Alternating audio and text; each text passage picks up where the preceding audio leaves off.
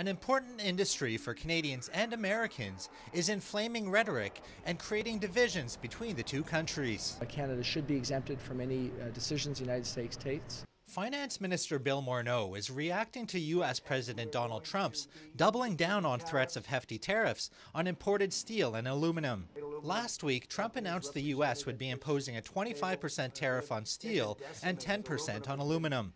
Immediately, experts began talking about possible exemptions for Canada, but today Trump reiterated his threats on Twitter, but left some wiggle room.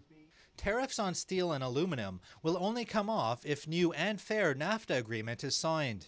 We see a disadvantage for American businesses.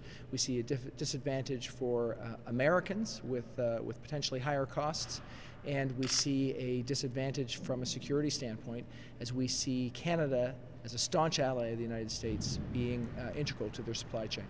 The threats have created anxiety and concern in the steel and aluminum industries.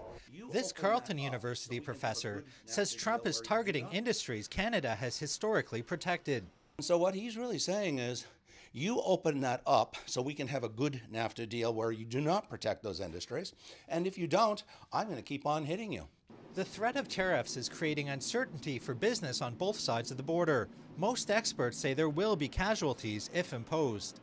Any protectionist move, like the imposition of import duties, is going to hurt their economy. It's going to raise prices, it's going to raise inflation, it's going to hurt jobs. Despite the tough talk, some American officials have raised the possibility of exemptions for certain industries.